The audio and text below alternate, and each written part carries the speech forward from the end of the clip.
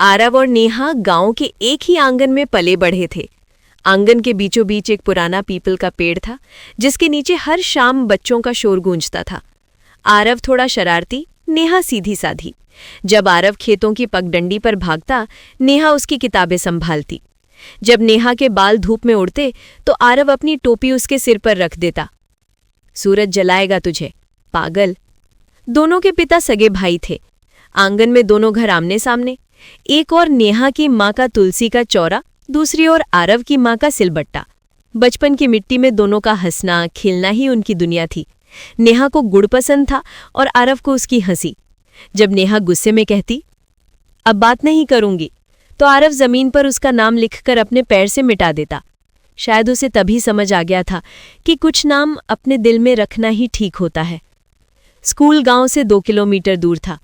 रास्ते में सरसों के खेत, तालाब और वो पुलिया जहां आरव हर रोज नेहा का इंतजार करता। नेहा साइकिल से आती और मुस्कुराकर पूछती, देर क्यों? आरव हंसकर कहता, तेरे बिना स्कूल का मन नहीं लगता। क्लास में दोनों साथ बैठते, आरव अक्सर नेहा की कॉपी देख लेता। नेहा कहती, खुद सोचो ना, हर बार मत नकल करो। आरव जवाब देता, तेरे जवाब पर भरोसा है। गांव के लोग कहते दोनों भाई बहन जैसे हैं, लेकिन आरव के मन में कहीं एक ऐसी जगह थी जहां ये रिश्ता बस भाई बहन तक सीमित नहीं था। वो नेहा की आंखों में कुछ ऐसा ढूंढता था जो किसी और को दिखता नहीं था। समय बीता और किशोरावस्था आई। अब नेहा 10वीं में थी, आरव 11वीं में। पहले जैसी खुली बातें अब कम हो गई थी। हर वाक्य के बीच चुप्पियां आने लगी थी।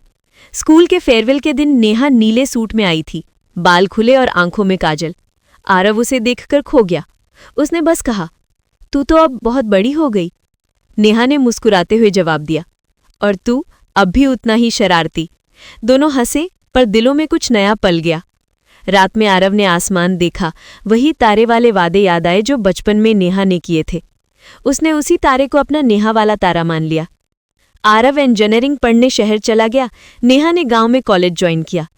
पहले कुछ महीने दोनों रोज बातें करते, चिट्ठियां भेजते। फिर धीरे धीरे समय और दूरी ने दीवार खड़ी कर दी। एक दिन आरव को खबर मिली कि नेहा की शादी की बात चल रही है। उसका दिल जैसे धड़कना भूल गया, लेकिन वो जानता था ये रिश्ता कभी हो नहीं सकता। एक दिन आरव ने हिम्मत करके नेहा को फोन किया। कैसी हो तू? उसने पूछा। ठीक हूं, तू? नेहा बोली। दोनों चुप हो गए। उस चुप्पी में सारे शब्द जैसे खत्म हो गए हों।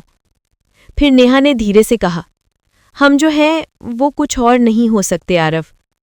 आरव ने कमजोर आवाज में कहा, दिल को कैसे समझाऊं? नेहा बोली, कुछ प्यार सिर्फ महसूस करने के लिए होते हैं, पाने के लिए नहीं। वो उनकी आखिरी बात थी। उसके बाद नेहा ने खुद को उससे दूर कर लिया। वो जानती थी कि ये दूरी ही दोनों की मर्यादा है। 5 साल बाद खबर मिली, नेहा की शादी हो गई। आरव मुस्कुराया और चुपचाप दर्द निगल गया। कुछ महीने बाद जब वो गांव लौटा तो वही पीपल का पेड़ दिखा। अब बच्चों की हंसी नहीं गूंजती थी। वहीं नेहा आई। अब वो किसी की पत्नी और माँ थी। उसने कहा, कैसे हो आरव?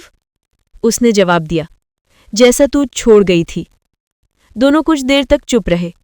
फिर नेहा ने कहा, याद है वो तारा? आरव बोला, हर रात देखता हूं। नेहा मुस्कुराई। वो तारा अब मेरे बेटे का नाम है, आरव। आरव की आंखों से आंसू आ गए। उसने आसमान की ओर देखा और समझ गया कि कुछ रिश्ते अधूरे ही सुंदर होते हैं। वक्त बीतता गया। रातों में जब आसमान में तारे चमकते, आरव उसी तारे से बातें करता। उसने अपनी डायरी में लिखा, नेहा तू मेरे बचपन की मुस्कान है, तू मेरी जवानी का सबक है, तू वो एहसास है जो कभी पूरा नहीं हुआ पर फिर भी पूरा लगता है। नेहा का बेटा बड़ा हुआ। एक दिन तस्वीर देखकर उसने पूछा, माँ ये कौन है? नेहा मुस्कुरा दी, तेरे नाम का मतलब समझाने वाला इंसान।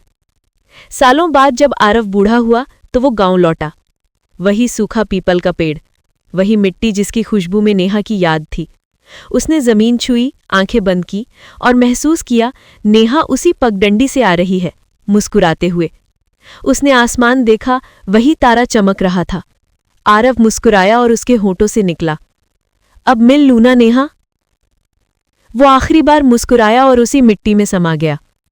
आसमान का वही तारा थोड़ा और चमक उठा, मानो नेहा ने कहा हो, अब कोई बंधन नहीं रहा। गांव के लोग आज भी कहते हैं, वो पीपल का पेड़ किसी अधूरे प्यार की गवाही देता है। जब भी शाम की हवा चलती है, लगता है जैसे कोई दो नाम फुसफुसा रहे हों, आरग और नेहा। वो रिश्ता जो समाज की नज़र में गलत था, पर आत्मा की नज़र में सबसे सच्चा था। वो लगाव जो कभी पूरा नहीं हुआ, पर सदा अमर बना रहा।